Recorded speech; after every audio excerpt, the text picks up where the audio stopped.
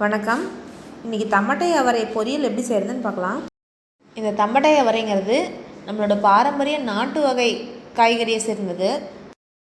இப்போல்லாம் இந்த தமட்டை அவரையை பார்க்குறதே அரிதான விஷயமா இருக்குது. அப்படியே நம்ம பார்த்தோம்னாலும் இது சமைக்கிற காய்ங்கிறது நம்மள நிறைய பேருக்கு தெரியல.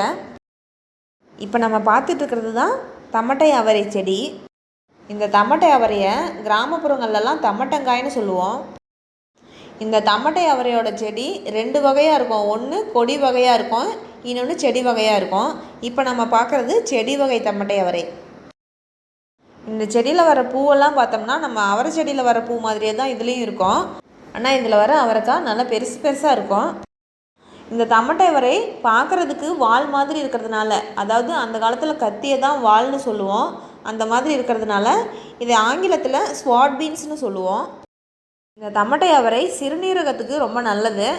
அதாவது இந்த வயிறு சம்மந்தப்பட்ட பிரச்சனைகள்லாம் சரி பண்ணோம். ஆனால் இதெல்லாம் ஒரு மருத்துவ குணம் கொண்டதுனால அளவாக மட்டும்தான் நம்ம எடுத்துக்கணும்.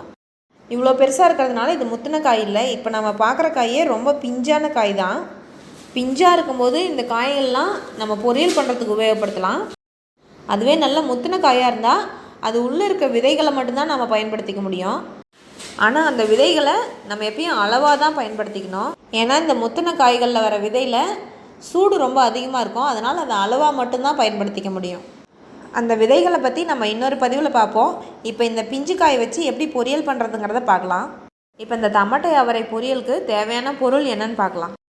தமட்டை அவரை 200 கிராம், அதாவது ஒரு 4 பேர் இருக்க குடும்பத்துக்கு 10லேருந்து 12 காய் போட்டால் போதும். அப்புறம் எண்ணெய் ஒரு தேக்கரண்டி, கருவேப்பிலை ஒரு இனங்க, கடலை உளுத்தம் பருப்பு ஒரு தேக்கரண்டி, காஞ்ச மிளகாய் 2, வெங்காயம் ஒரு கைப்பிடி, சின்ன வெங்காயம் போடுறதுனால போடலாம், இல்லைன்னா பெரிய வெங்காயம் சேர்த்துக்கலாம். உப்பு ஒரு தேக்கரண்டி, பார்த்துக்கிட்டு வேணும்னா கூட சேர்த்துக்கலாம். மஞ்சத்தூள் 1/4 தேக்கரண்டி, குழம்பு மிளகாய் பொடி ஒரு தேக்கரண்டி, தேங்காய் ஒரு 1/4 மூடி போட்டால் போதும். முதல்ல இந்த காயில் 2 பக்கமும் இருக்க காம்பை மட்டும் நீக்கிடலாம். அப்புறம் இந்த காயை கழுவிட்டு நல்லா சின்ன சின்னதாக நறுக்கிக்கலாம்.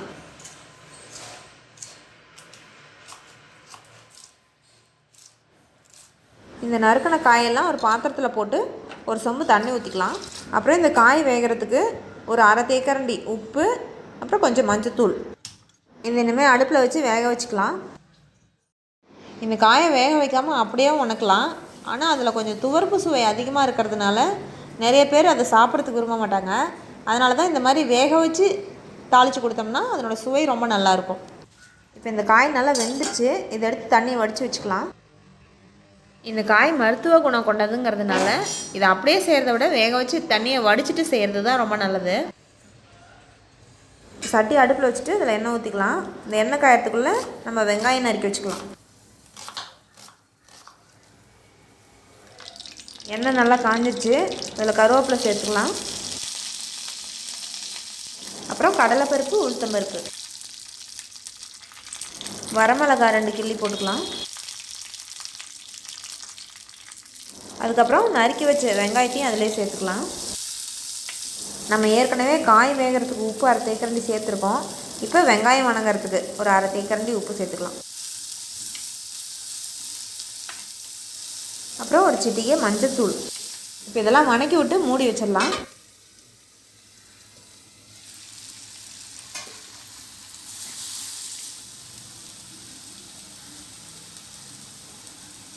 அப்புறம் ஒரு தேக்கரண்டி குழம்பு மிளகாத்தூள்,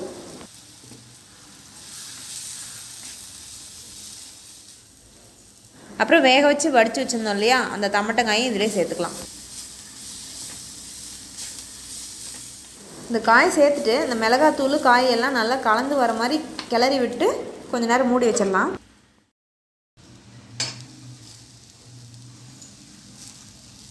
இந்த மிளகாத்தூளினோட பச்சை வாசனையெல்லாம் போகிற அளவுக்கு நல்லா வதக்கிட்டு தீ அணைச்சிடலாம். தீ அணைச்சிட்டு தேங்காய் பூ தூவிக்கலாம். கடைசியாக கொஞ்சமாக கொத்தமல்லி தழை இருந்தால் தூவி விடலாம். அவ்வளோதான், தமட்டங்காய் பொரியல் தயாராகிடுச்சு. நம் நாட்டு வகை அவரையான தமட்டங்காய் பொரியல் தயார். சாப்பிடலாம்.